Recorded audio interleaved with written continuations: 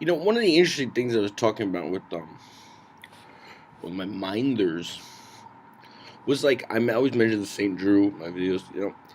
There's a guy. One of those things. He didn't like the guy. He didn't. He did. One reason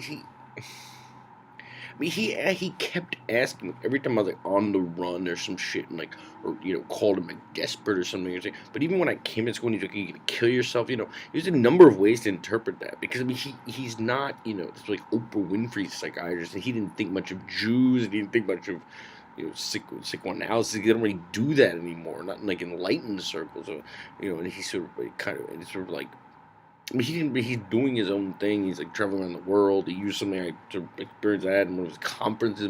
It's more that he's like detached in a way that like he's not. It's just that he harmed me. It's just a matter of fact. That's why I call him Saint Drew. I call him up on the run from all this. He didn't really know what exactly would be set in motion when I put me in that new school. But part of it is you could interpret it a bunch of ways.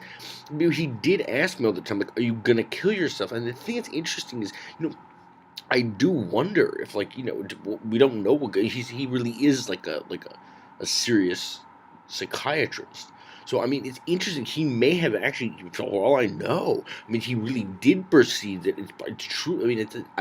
The real question would be, are you going to do something violent? Would be like actually the correct question. But like he may have thought it may have been actually that he knows, like what's going on like policy formation groups and things like that, and like knows the problem and knows it's filled with like crazed atheist kites and like knows I have a high IQ and like this and that and like he just like maybe he'll kill himself like when he realizes like what they're doing.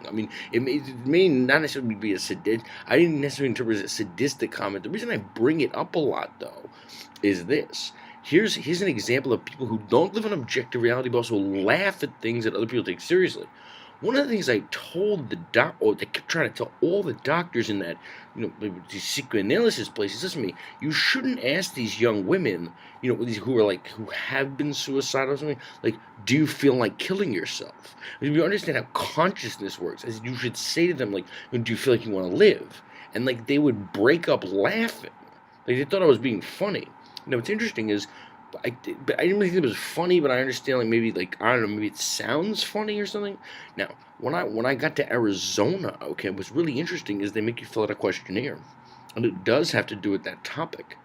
It's a series of multiple choice questions that involve questions like this. Like, do you feel that if your life was in danger, you would if your I don't understand feel if your life was in danger, would you do everything possible to save your life?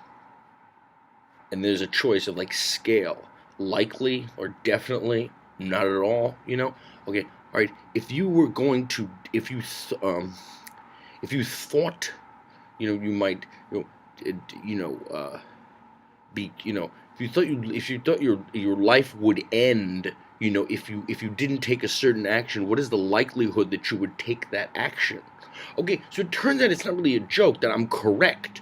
That in enlightened circles, right, you would never say to someone who's like upset, "Are you going to kill yourself?" or "Do you feel like killing yourself?" Like you wouldn't, because if you understand how language works and consciousness, you wouldn't say that. And apparently, they know that there is a complex series of things about how much do you have. How much do what is your level of desire, to live? And you fill out like, but they laugh at that. It's always like kidding. I'm not a comedian. It's a serious thing. By the way, people do kill themselves all the time under the care of these people. But can you imagine why? Listen to how they talk about political things.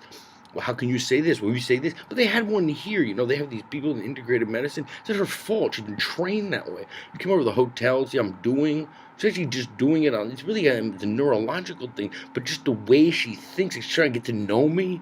So she's saying like, also like, when I ask you if you want to get new clothes that like upsets you, well, because you don't know why I wear the clothes I wear or why I have nerve problems and pain all day long. Like, I understand, you do that with them. She, well, but don't you know that how we appear in the world has to do with like how we look, what clothes are wearing.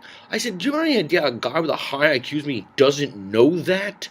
Dude, I'm asking her, wait, and then she said, oh, so that's upsetting to you. Well, what, and then we started talking about AA, and I was like very positive. I like AA a lot. And then she's like, oh, so I see. So we talk about AA, that's a safe topic for you.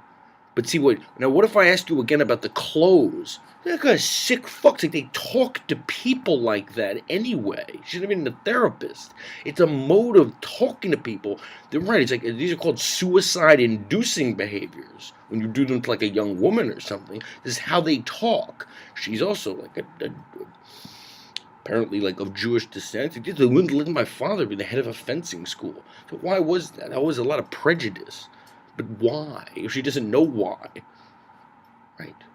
I mean, educated people and intellectuals like know who was behind that dictatorship, know what's happening now, and 400,000, you know, Eastern European like teenage Christian girls like kept in basements and fed dog food by Israeli slave dealers. She doesn't know why there was prejudice. Like, but if I said that, it's called being mean. She's just a mean person. Like, but it's not about her. I mean, the type of person I'm concerned about. It's called like anti-Semitism, like I mean, you can't. I mean, we can't. I mean, people they're not taking the world seriously. They're not taking what's happening seriously. Like, and they do things that, like induce people to like want to kill themselves, and they don't feel any guilt.